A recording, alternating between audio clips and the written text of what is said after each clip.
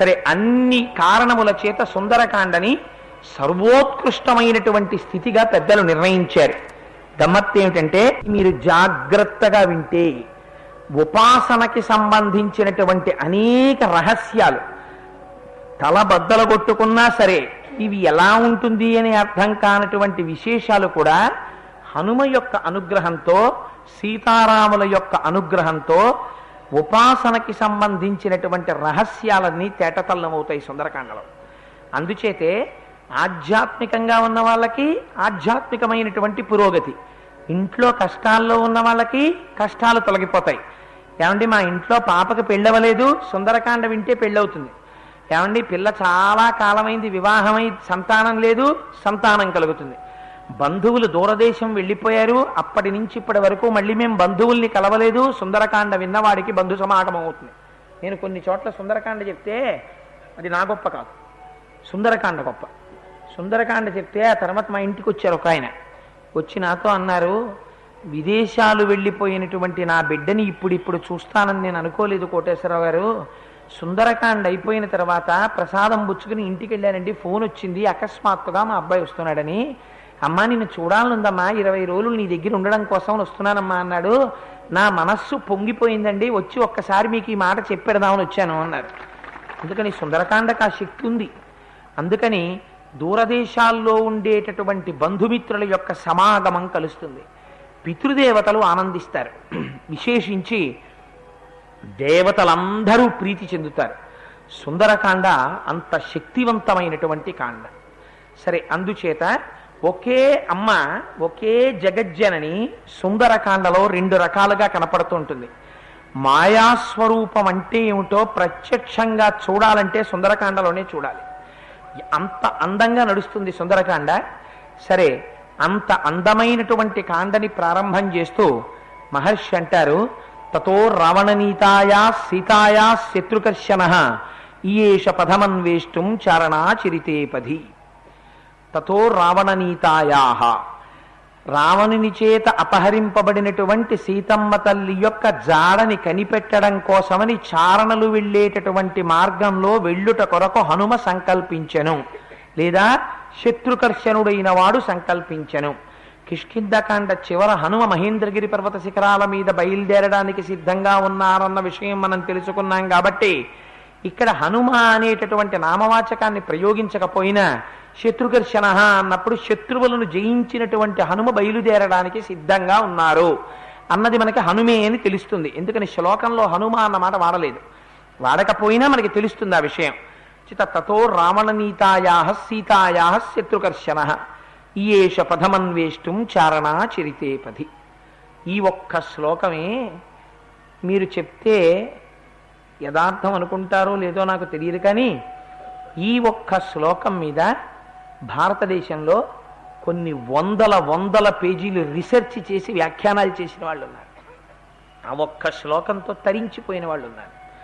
అందుకే ఈ శ్లోకాన్ని పారాయణ సంప్రదాయంలో మంత్రమనే పిలుస్తారు. అందున విశేషించి ఇందులో గాయత్రీ మహామంత్రంలో వా అనబడేటటువంటి బీజాక్షరం రావణ అన్న చోట మధ్యలో వాగా వస్తుంది. ఇంచేత అంటే మంత్రములను వేదికల మీద చెప్పకూడదు కనుక అందున గాయత్రీ మంత్రం అందరూ వినకూడదు, అందరికీ చెప్పకూడదు కనుక గాయత్రీ మంత్రానికి ఒక స్వరం గాయత్రీ మంత్రం చెయ్యడానికి పెద్దలు ఒక అధికారాన్ని నిర్ణయించారు కనుక దాని గురించి పూర్తిగా ఎక్కడ అన్నది అనరు. రావణ అన్న దాంట్లో వా గాయత్రీ మంత్రంలో 12వ అక్షరమైన వా. అందుకని పరమశక్తివంతమైనటువంటి ఒక బీజాక్షరంతో ప్రారంభం అవుతోంది.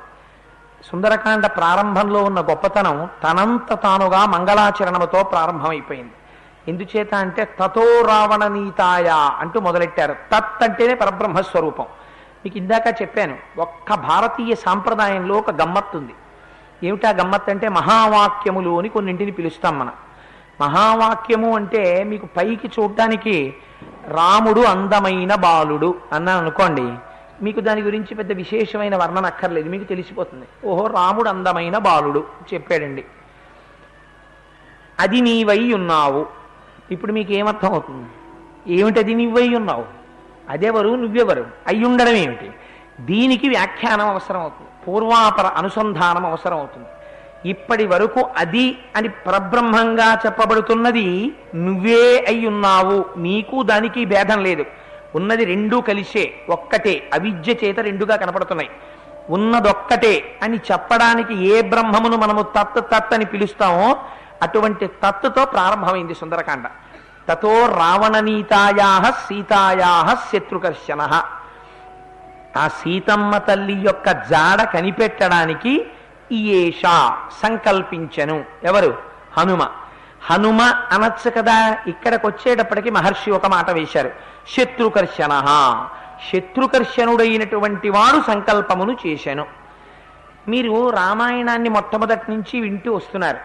ఎక్కడైనా హనుమ ఎవరితోనన్నా యుద్ధం చేసి ఎవరినైనా చంపినట్టు వాల్మీకి మహర్షి ఇప్పటి వరకు రామాయణంలో ఎక్కడైనా చెప్పారా? వాల్మీకి రామాయణంలో ఇప్పటి వరకు జరిగిన ప్రవచనంలో ఎక్కడైనా హనుమ యుద్ధం చేసి ఫలానా వారిని చంపారు అని మీరు ఎక్కడైనా విన్నారా? ఇప్పటి వరకు ఎక్కడ వినలేదు కదా. మనం ఎవరితోనో ఆయన యుద్ధం చేసింది వినలేదు. మరి అటువంటప్పుడు శత్రుకర్షణ అనడానికి ఆయన ఏ శత్రువుల్ని సంహరించారు అంటే, శత్రువులను సంహరించిన వాడు అనడానికి కారణం ఆ శత్రువులు బాహ్య శత్రువులు కారు, అంతఃశత్రువుల్ని గెలిచారాయన. ఎవరా అంతఃశత్రువులు? అందుచేతనే యోగి పుంగవుడై సాధకుడిగా మాత్రమే ఉన్నారు హనుమ.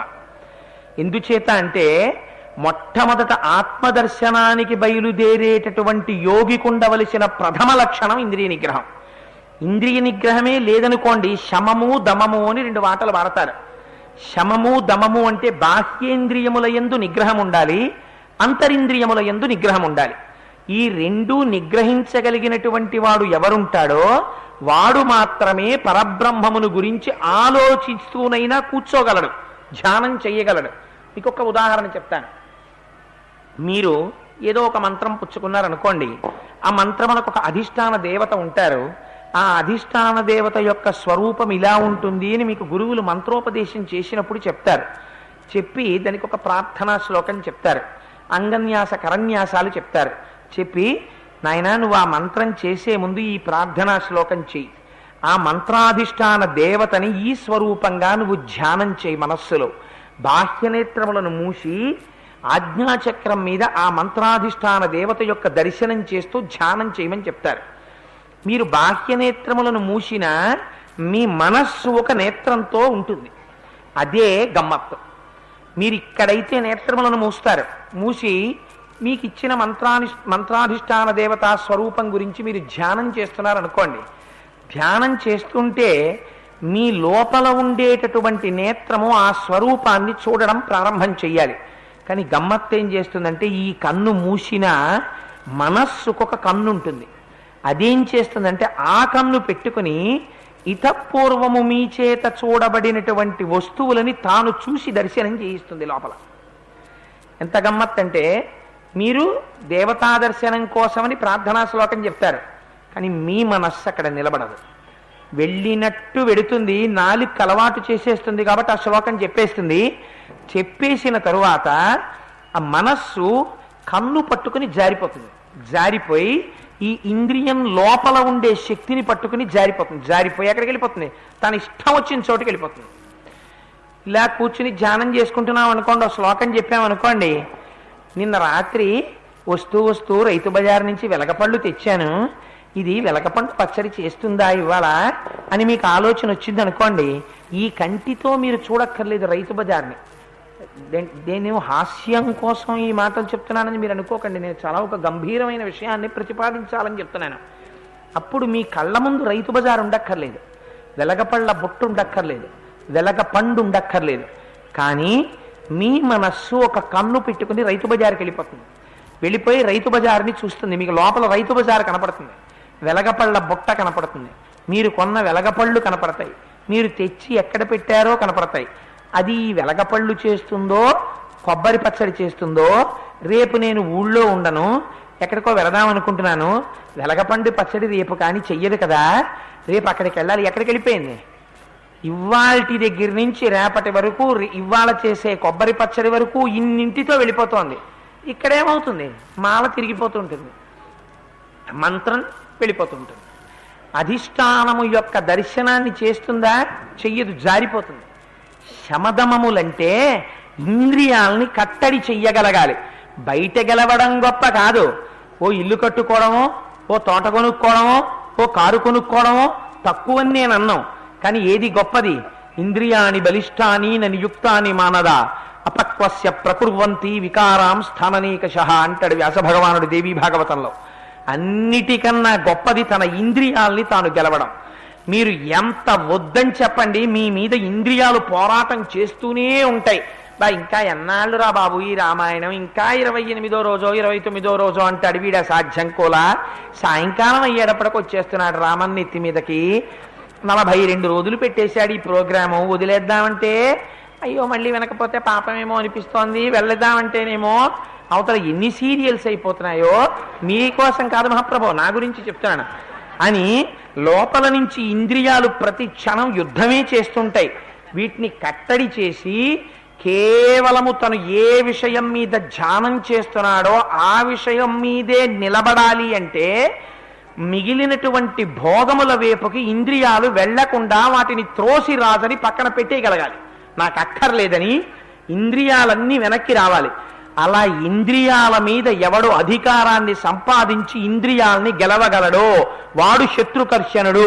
శత్రుకర్షణుడైన వాడు చేసే మొదటి పని ఆత్మదర్శనము. వాడు యోగి కాబట్టి, సాధకుడు కాబట్టి ఆత్మదర్శనానికి బయలుదేరుతాడు. అందుకని శత్రుకర్షణ అన్న మాట సాధకునికి వర్తిస్తుంది, మొదట యోగికి వర్తిస్తుంది. అందుచేత శత్రుకర్షణుడై దేనికి బయలుదేరుతున్నారు? చారణా చరితే పది. చారణులైనటువంటి వారు వెళ్ళేటటువంటి మార్గములో వెళ్ళుచున్నారు. చారణులైనటువంటి వాళ్ళంటే ఎవరసలు? చారణులు అంటే భూమికి దగ్గరగా ఉండి సర్వకాలముల యందు శుభవార్తలను చెప్పేటటువంటి దేవతా స్వరూపాన్ని పొందిన వాళ్ళెవరో వాళ్ళకి చారణులని పేరు. ఆ చారణులు అంటే వాళ్ళు ఏం చెప్తారు? వాళ్ళు ఎప్పుడూ శుభవార్తలే చెప్తారు. ఎందుకు శుభవార్తలు చెప్తారు? వాళ్ళకి ద్వంద్వములు తెలియవు. వాళ్ళు నోరు విప్పి మాట్లాడితే మంచి మాటే మాట్లాడతారు. నిన్నను మీరు చూశారు ఒక మహానుభావుడు అలా మాట్లాడిన వాడు ఎవరు? నిశాకర మహర్షి మాట్లాడారు. నిన్న ఎవరితో మాట్లాడారు? సంపాతితో మాట్లాడారు. ఏం చెప్పారు నిశాకర మహర్షి? కొన్ని వేల సంవత్సరముల తర్వాత జరగబోయేటటువంటి సీతాన్వేషణ ఘట్టాన్ని ఆయన దర్శనం చేశారు. నిశా అంటే చీకటి అన్న అర్థం ఒక్కటే కాదు. నిశా అంటే ఇంద్రియముల యొక్క వ్యాపారములను క్షోభింపచేసి తగ్గించగలిగినటువంటి శక్తికి నిశా అని పేరు అమరకోశంలో. అందుచేత ఆ నిశా కర అంటే చేయువాడు. ఇంద్రియముల యొక్క వ్యాపారమును తగ్గించగలిగినటువంటి వాడెవడున్నాడో తన వాక్కుల చేత వాడు నిశాకరుడు. అంటే నిశాకరుడు గురువు. అటువంటి బ్రహ్మజ్ఞాని అయినటువంటి నిశాకరుడి దగ్గర విన్నవాడెవరు? సంపాతి. ఎలా విన్నాడు? సమ్యక్, బాగా విన్నాడు. ఏమని? రెక్కలు లేకపోయినా బెంగ పెట్టుకోకోయ్, నీకొకనాడు రెక్కలు వస్తాయి. రామకార్యంలో మాట సహాయం చెయ్యడానికి ఇక్కడుండు. ఆ ఋషి దగ్గర విన్నటువంటి సంపాతి ఏం చేశాడు? సీతాదర్శనం చేశాడు.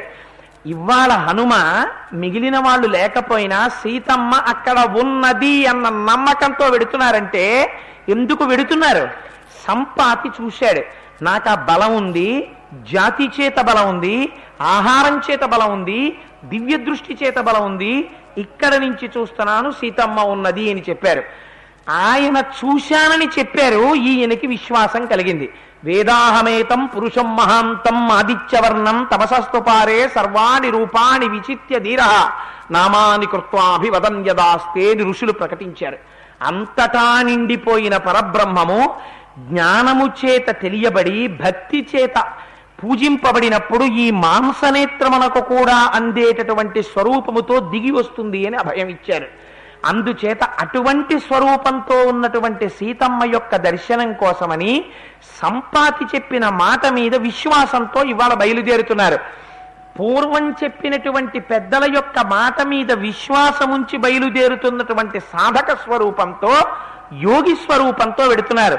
అందుకని చారణా చరితే పది అన్వయం నిశాకర మహర్షికి, సంపాతికి. అందుకని కిష్కింధకాండ నుంచి సుందరకాండలోకి వెళ్ళడం. అందుకని అలా చారణాచరితే పది ఆ మార్గంలో వెడుతున్న వారై, అందులో బ్రహ్మజ్ఞాని అయినటువంటి నిశాకర మహర్షి స్నానం చేసి వస్తుంటే జీవులు తమ యొక్క భేదభావాలన్నింటినీ మరిచిపోయి ఆయన చుట్టూ వచ్చి నడిచి వెళ్ళాయి. నిన్నటి రోజున మీకు చెప్పాను, పెద్ద పులులు, సింహాలు, పావులు కూడా ఆయన వెనకాతలు వెళ్ళిపోయాయి. ఎందుకని వెళ్ళాయి? బ్రహ్మమును తెలుసుకున్నవాడు బ్రహ్మమే అగుచున్నాడు, బ్రహ్మవిద్ బ్రహ్మైవ భవతి. అందుకని ఆయన దగ్గర ఇంకా ఆ భేదభావాలు ఉండవు.